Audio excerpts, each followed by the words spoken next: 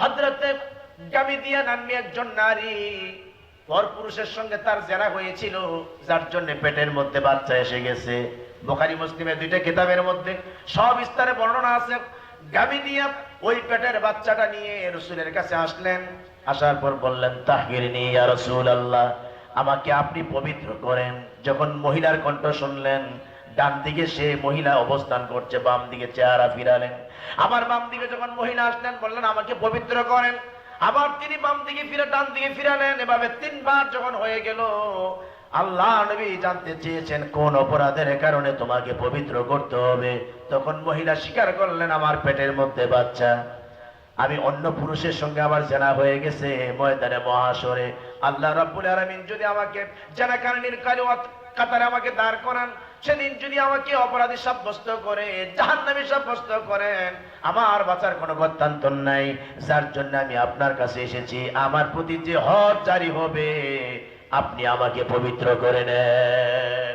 বিশ্বনবী বলছেন, নারী, তোমার পেটে বাচ্চা, তোমার বিচার এখন করা যাবে না। অপরাধ তুমি করেছো, কিন্তু পেটের বাচ্চা তো অপরাধ করে নাই। তোমার বাচ্চা যেদিন প্রসব করবে, বাচ্চা প্রসব করলে পরে বাচ্চাকে নিয়ে এসো, আমি তোমার বিচার করব। তোমার উপরে যে হক, যে বিচার, এটা আমি করে তোমাকে পবিত্র করব। গামিদিয়া ভারাক্রান্ত হৃদয়ে চলে গেলেন। আরে, বাচ্চা প্রসবের আগে যদি আমি দুনিয়াতে চলে যাই, তো তাহলে তো আমাকে জেনাকারী কাতারে দাঁড়াতে হবে। বাচ্চা প্রসব করলেন। বাচ্চাটাকে একটা তোয়াইলা, একটা গামছাতে অথবা একটা কাপড়ে জড়াইয়া আল্লাহ নবীর কাছে নিয়ে আসলেন। মাঝখানে কত মাস সময় গত হয়ে গেল। রাসূল কারীম সাল্লাল্লাহু আলাইহি সাল্লামের কাছে গামিদিয়া যখন বাচ্চা নিয়ে আসলেন, তখন গামিদিয়াকে বললেন, আল্লাহ রাব্বুল আলামিন আমার প্রতি কোরআনে আয়াত নাযিল করেছেন, হাওলাইনি কামিলাইন, 2 মাস একজন সন্তানকে মা দুধ পান করাতে হবে, 2 বছর। অতএব তুমি চলে যাও। তোমার বাচ্চা যতক্ষণ পর্যন্ত শক্ত খাবার খেতে না পারে, যতক্ষণ পর্যন্ত দুধ ব্যতী রেখে অন্য খাবার খেতে না পারে, ততক্ষণ পর্যন্ত তোমার বিচার করা যাবে না। আল্লাহ রাব্বুল আলামিন আমাকে পারমিশন দেন নাই। ভারাক্রান্ত হৃদয়ে আমার চলে গেলেন গামিদিয়া। এবার তিনি সময় খুঁজতেছেন, সময় বার চাচ্ছেন, কখন আমার সন্তান খেজুর খেতে পারবে, রুটি খেতে পারবে। গামিদিয়া একদিন খেজুর অথবা রুটি খাচ্ছিলেন, তার হাত থেকে সন্তানটা এটা কেড়ে নিয়ে নিজে চিবানো শুরু করে দিয়েছেন। খুশিতে বাগ হয়ে গেলেন। ওই রুটি অথবা খেজুর অবস্থায় আল্লাহ নবীর কাছে চলে আসলেন আর বললেন, আল্লাহ নবী আপনাকে আমাকে অবকাশ দিয়েছিলেন, সন্তান যতদিন পর্যন্ত শক্ত খাবার খেতে না পারে, আপনি আমার বিচার করবেন না। এই যে দেখেন প্র্যাকটিক্যাল অবস্থা, আমার সন্তান আমার হাত থেকে নিয়ে খাবার চিবিয়ে চিবিয়ে খাচ্ছে। রাসূল কারীম সাল্লাল্লাহু আলাইহি সাল্লাম যখন দেখলেন অবস্থাটা, তখন একজন সাহাবীকে ডাক দিলেন, বললেন, বাচ্চাটাকে তুমি গ্রহণ করো, লালন পালনের দায়িত্ব তুমি গ্রহণ করো। বাচ্চাকে একটা সাহাবীর কোলে তুলে দিলেন। অতঃপর অন্য সাহাবীদেরকে বললেন, ও সাহাবীরা, এই গামিদিয়াকে বুক পর্যন্ত জমিনের মধ্যে গেড়ে দাও, চতুর্দিক থেকে মাটি সেলাই করে দাও, দূর থেকে পাথর নিক্ষেপ করে সঙ্গে সার করে দুনিয়া থেকে বিদায় করে দাও। সন্তানকে লালন পালনের দায়িত্ব দিলেন। সাহাবীরা বুক পর্যন্ত গেড়ে দিলেন। চতুর্দিক থেকে সাহাবীরা পাথর দিয়ে তার উপরে টর্চা শুরু করে দিয়েছে। হযরত খালিদ বিন ওয়ালিদ একটা বড় পাথর হাতে নিয়ে গামিদিয়ার খুব কাছাকাছি গেলেন। কপালটা লক্ষ্য করে, চেহারা লক্ষ্য করে এমন জোরে তিনি আঘাত করলেন, ঢিল মারলেন, কপাল ফেটে ফিনকি দিয়ে রক্ত এসে হযরত খালিদ বিন ওয়ালিদের শরীরের মধ্যে টাচ লাগলো।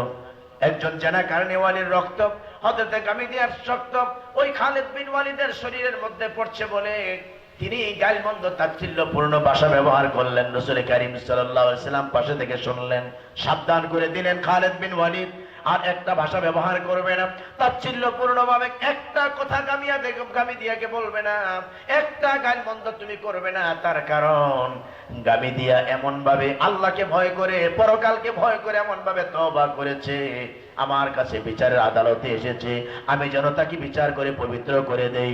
এই গামিদিয়ার তওবাটাকে যদি মদিনার উপকণ্ঠে যত পাপী মানুষ আছে তাদের মধ্যে যদি ডিস্ট্রিবিউশন করে দেওয়া হয়, তাদেরকে যদি ভাগ করে দেওয়া হয়, আল্লাহ রাব্বুল আলামিন সমস্ত মানুষের ক্ষমার জন্য এই তওবাটাই যথেষ্ট হয়ে যাবে।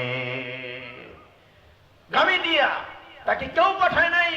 গামিদিয়া চিন্তা করছে, আল্লাহর আদালতে আমাকে যেতে হবে, জেনাকারী ওয়ালির কাতার আমাকে দাঁড়াতে হবে। শেষ চূড়ান্ত আল্লাহ রাব্বুল আলামিন আমাকে জাহান্নামী সাব্যস্ত করবেন, যার জন্য আল্লাহকে ভয় করে সেকালের নবী মুহাম্মদ রাসূলুল্লাহ সাল্লাল্লাহু আলাইহি সাল্লামের কাছে আসলেন।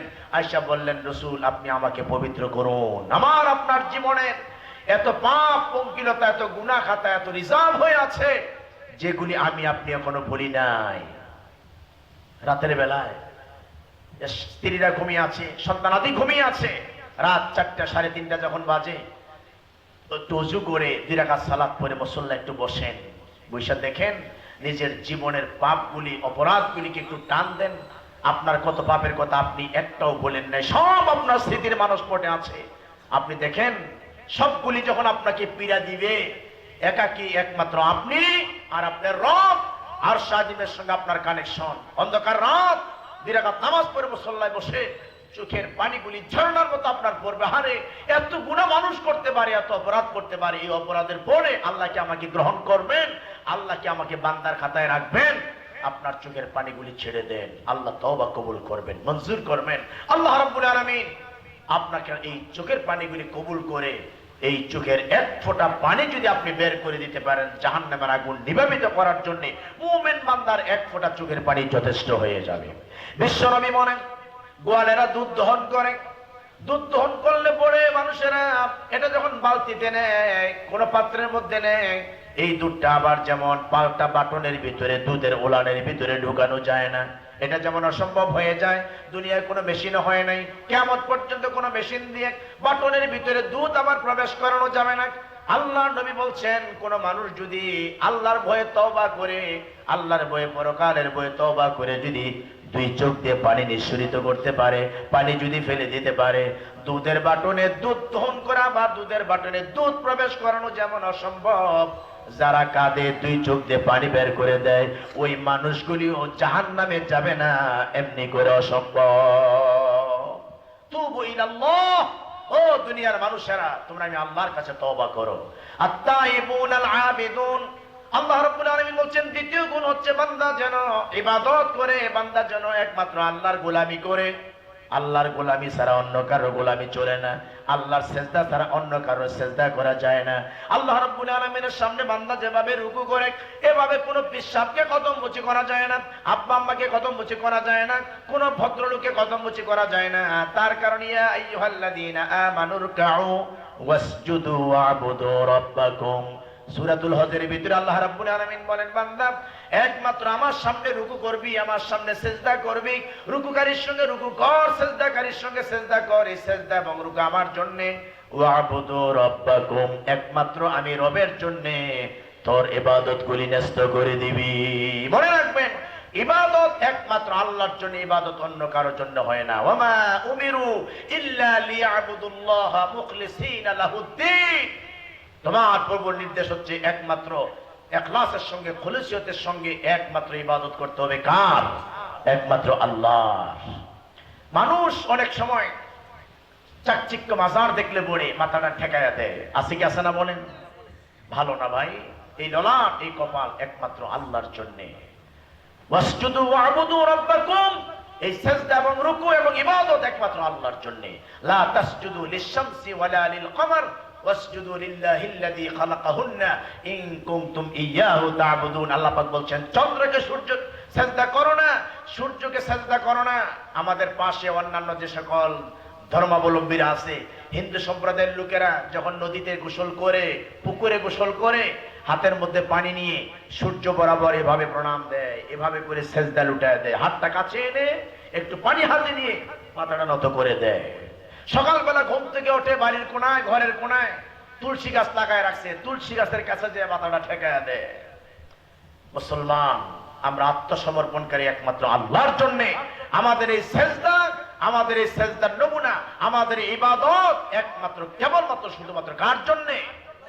একমাত্র আল্লাহর জন্য। পিশাবের প্রতি আপনার ভক্তি থাকতে পারে, এজন্য পিশাবের সামনে যাইয়া সালাম দিবেন, আসসালামু আলাইকুম ওয়া রাহমাতুল্লাহি ওয়া বারাকাতুহু। মুসাফা করেন হুজুরের সাথে, পীর সাহেবের সাথে, সওয়াব আছে।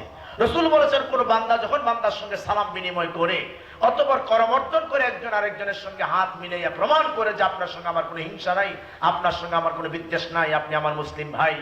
এই যে সালাম মুসাফা রাস্তাঘাটে দেখা হলে পরে আমাদের মধ্যে যে অভ্যাস, রাসূলের যে সুন্নাত তরিকা আমাদের মধ্যে চালু আছে, আল্লাহ নবী বলছেন, আল্লাহর বান্দা যখন একজন আরেকজনকে সালাম দেয় অতঃপর করমর্দন করে, তার মানে মুসাফা করে, তখন এই মুসাফা থেকে দুইজন ভাই আলাদা হওয়ার সাথে সাথে আল্লাহ রাব্বুল আলামিন দুইজনের আমলনামা থেকে তাদের পেছনের গুনাহ খাতাগুলি আল্লাহ মাফ করে দেয়। একটা সালাম আর একটা মুসাফার মধ্যে কি বারাকা, কি রহমত, আল্লাহ পাক কি ক্ষমা রেখেছেন, আমরা হয়তো বুঝি না। এজন্য পিসাব বলেন, আব্বা আম্মা বলেন, শ্বশুর শাশুড়ি বলেন, কখনোই মাথা নয়া কদম মুচি নয়, পাও টোকানো নয়। আব্বা আম্মাও সালাম পাবে, শ্বশুর শাশুড়ি সালাম পাবে, পিসাব সালাম পাবে, ওস্তাদও সালাম পাবে। সালাম একটা ইবাদত, যা আল্লাহ সন্তুষ্টির জন্য আমরা একজন আরেকজনের কাছে দোয়া করি, আল্লাহর কাছে শান্তি, রহমত এবং বরকতের আশা করি। পিসাবকে ভক্তি শ্রদ্ধা দেখায় মাথা নত করে কদম মুচি করা যায় না। বাংলাদেশে এমন বহুত পিসাব আছে যাদের গোসলের পানি লোকেরা বোতলে নিয়ে খায়, এত ইজ্জত পর্যন্ত করে। সারা শরীরের ময়লা, সারা শরীরে কত জায়গা ধুইয়া পানি পড়ে, এগুলি খাওয়ার জন্য পেরেশান হয়ে যায়। নামাজ কালামের সঙ্গে দেখা নেই। এই যে কিছুদিন আগে গেল চাঁদপুর, আপনারা যারা ফেসবুক ইউটিউব চালান, সেই চাঁদপুরের মতলবে ল্যাংটার মাজারে 100 বছর আগে এক পাগল ল্যাংটা মানুষ, যে কাপড় পরার জ্ঞান ছিল না, উম্মা মাজনুন, যার কাপড় পরার জ্ঞান নাই, বলেন তো দিকে ওই মানুষটা কোন ক্লাসের? সে মাজনুন। তার থেকে আল্লাহ কলম উঠাই নিয়েছেন। যারা শিশু আল্লাহ কলম উঠাই নেন, যারা ঘুমন্ত অবস্থায় থাকে, যতক্ষণ ঘুমায়া থাকে ততক্ষণ পর্যন্ত কোন আমল লেখা হয় না, আল্লাহ কলম উঠাই নিয়েছেন। সে মাজনুন। সুলাইমান নামে এক ভদ্রলোক ছিলেন, তার আব্বা মা তার নাম রাখছে সুলাইমান। কাপড়ের জ্ঞান ছিল না, কাপড় পরার জ্ঞান ছিল না। প্রতি বছর বাংলাদেশে এমন কোন মাজার নাই যে মাজার এত জমে, অন্তত 10 থেকে 15 লক্ষ মানুষ ওই মাজারের মধ্যে যায়, সেখানে গাজার আসর বসায়, গান বাজনা বসায়। এবছর আবার কিছু পুলিশেরা সেখানে কিছু পেদানি দিয়েছে, কিছু টর্চার করেছে, অল্প সময়ে বজমা ভেঙে দিয়েছে। এত গাজার আসর আর এত গাজা বিক্রি বাংলাদেশের কোথাও এই ধরনের আসর হয় না। আপনি কি ভাবছেন 10-15 লক্ষ মানুষ যেখানে হয়? যত সাধুওয়ালা, তেনাওয়ালা, জটওয়ালা আর যত সিগলওয়ালা সব ল্যাংটার মাঝে বাংলাদেশে যেখানে যেখানে আছে সব চলে যায় সেখানে। পবিত্রতা নাই, কিছু না, শরীরের মধ্যে ময়লা, চোখের মধ্যে ময়লা, বছর কি বছর যাচ্ছে গোসল করছে না। এত কাপড় চোপড়ের ব্যবস্থা থাকতে মানুষের পুরাতন কাপড়গুলি পরলেও তো মানুষের মতো দেখা যায়, কিন্তু কাপড় পরবে না, সালা পরবে, জট পরবে, চট পরবে। কেন? আজাইরা খাওয়া যায়, কাজ করা লাগে না। ক্ষুধা লাগলে মানুষের কাছে হাত পাতলে দেয়। ইন্না কাসীরাম মিনাল আহবারি ওয়া রুহবান লা ইয়াকুলুনা আমওয়ালান নাস বিল বাতিল। আল্লাহ রাব্বুল আলামিন বলেন, মানুষের মধ্য থেকে এক শ্রেণীর মানুষ হচ্ছে আহবার রুহবান, যাদের ইলম কালাম নাই, যারা বৈরাগ্য আচরণ করে, চাকরি নেই, বাকরি নেই, লেখাপড়া নাই, বাবার সম্পত্তি বলে জমি জামা দেখে না, ব্যবসা বাণিজ্য দেখে না, এগুলি কি করে সংসার বিরাগী হয়ে বনে জঙ্গলে রাস্তাঘাটে ঘুরে আর মানুষের সম্পদগুলি লুটে লুটে খায়। ওয়া সুদ্দুন আন সাবিলিল্লাহ। আর মানুষদেরকে, কিছু মানুষ যারা নাকি তার অনুসরণ করে, তাদেরকে সঠিক পথ থেকে বিচ্যুত করে, তার মুখী করে আল্লাহ রাব্বুল আলামিন তাদেরকে বৈরাগ্য বলেছেন, তাদেরকে আহবার রুহবার বলেছেন, তাদেরকে জুলুমবাজ বলেছেন। তারা মানুষের কাছ থেকে অন্যায়ভাবে লুটে লুটে খায়। যারা হাত পাইতা খায়, ভিক্ষাবৃত্তি করে খায়, আল্লাহর কাছে এটা পছন্দের বিষয় নয়। আপনারা দেখবেন রাস্তাঘাটে যারা শুধু লাল কাপড় পরে, কোনো কাম নাই, কাজ নাই, চাকরি বাকরি কিছু নাই। আরেকজন মানুষ সারাটা দিন ফজরের নামাজ পড়ে জমির মধ্যে লাগলো, পরিশ্রম করে বিবি বাল বাচ্চার জন্য হালাল উপার্জন করলো।